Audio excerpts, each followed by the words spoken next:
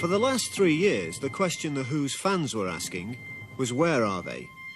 The loudest rock and roll band in the world was silent and missing from the concert stage. Its individual members pursued their own careers of writing, recording and acting. Collectively, they put their money into films and recorded an album.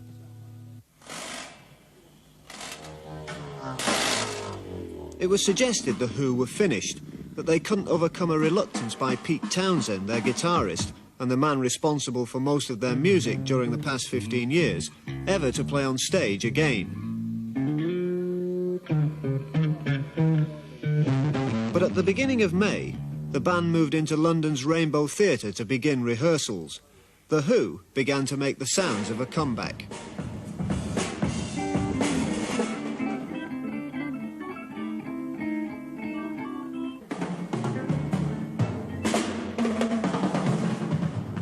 One of their major reasons was their desire to do some concerts again to promote 2 of their films which were being shown at the Cannes Film Festival. The band went to Cannes to give 2 performances, but there was another, more fundamental reason: the death of their former drummer, Keith Moon. And I think each of us in the group reacted in the same way. We weren't consumed with grief, but we did feel like we'd lost a leg in a way. None of us wanted Keith's death to be pointless, which is one of the reasons we decided to carry on rather than stop. Strangely enough, about 2 or 3 months before his death, I think finally gotten to the point where I'd seriously decided to stop all work in the group. We went to Shepperton and we went to the old house, which he'd loved so much, and he'd done so much work publicising and all that, and spent so much time there, made it his job to be there. And we just all looked at one another and thought, you know, we can't possibly stop now, you know. In a way, then, I mean, Keith's dying bring the group back together again as a performing band? Yeah, I think it did.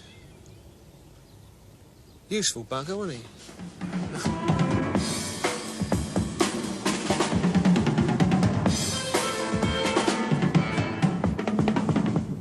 The man the Who picked to put them back on the road was ex-Small Faces drummer Kenney Jones.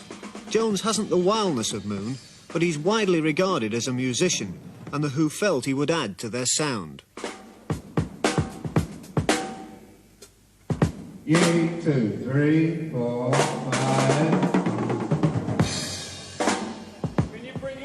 How do you feel about taking Keith's place? Well, I'm not.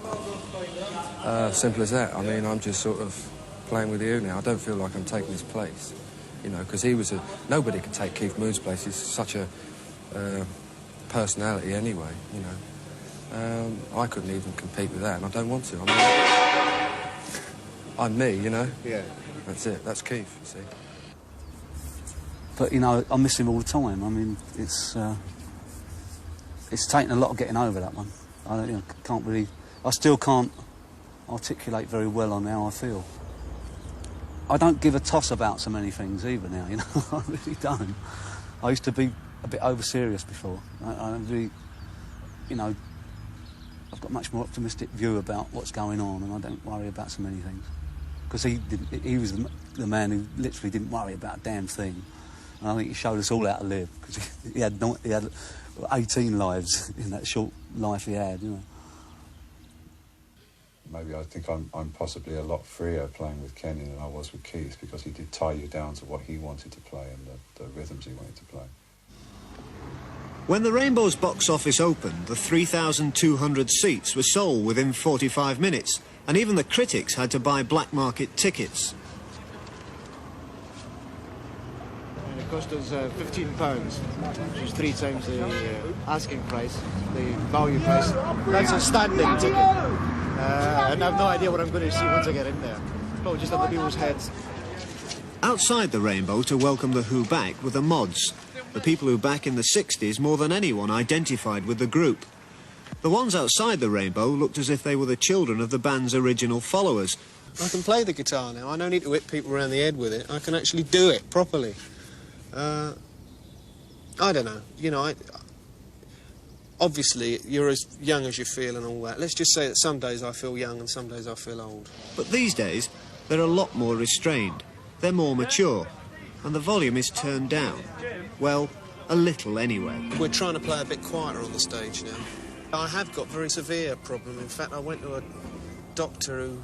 I took Bill Kerbershire, manager, who wouldn't believe me, to the doctor with me, and the doctor actually said, well, you're not actually going deaf, but I would advise you to learn to lip read. All the other people who play in the band, why haven't their hearing been affected? I don't know. I think Roger's has. Keith's hearing has been affected. And our sound man hearing has been affected. You can tell, actually. The Who have become a multi-million-pound corporation. Their business empire is based here at Shepperton Studios, where their trucking, laser and sound equipment businesses are housed. They're also backing another film about the life of bank robber turned sociologist John McVicker, with Roger Daltrey playing the lead role. It interests me because I see a lot of myself there in the macho man. And I mean, this man was a criminal. He robbed a few banks. I mean, it was just the need for bread, I suppose, to support this incredible ego that he had. I was fortunate I found rock and roll, and it fed my ego enough to keep me out of that environment. But I also had a lot of friends who also went out and robbed banks, you know. I'm sure you have. Well, I don't know about that. If you've got no money and you're not a footballer and, you know, you don't want to work in a factory and join the average kind of run-of-the-mill life, then most people tend to end up criminals, you know.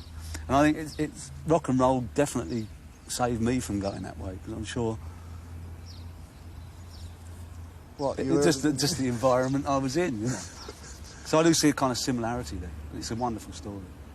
During the last few years, The Who's other interests have diversified so much that people have been wondering whether they're musicians or businessmen. I mean, first and foremost, we are a rock and roll band. I mean, that's what it is all about to me. I mean, all the rest of it is great, as long as we're still a rock and roll band. So that's the most important thing. But, I mean, we are involved in films on the production side. We're involved in the kind of trucking side of the industry, the actual presentation of a show side of it.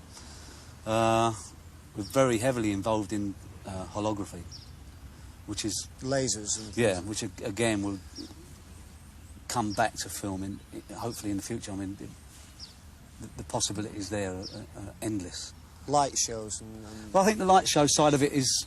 I think that's reached its peak. I mean, we did that 3 years ago, and there's not a lot more you can do in that side of it, but holography, I think, will be the first kind of three-dimensional film, and I mean, I don't think it...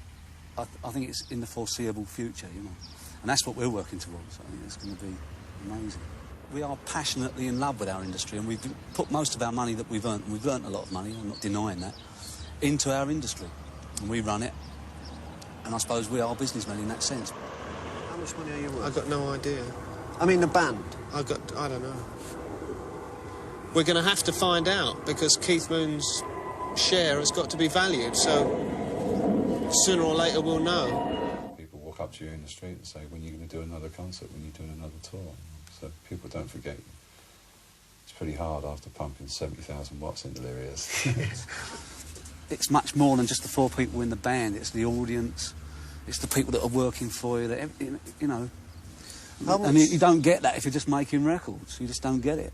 And if films are well made, then they can hopefully touch you to some extent in the way that a good rock concert does. That's what we're trying to do. We're trying to, you know, enlarge our audience, or maybe even just begin to reach our audience, the audience that's there.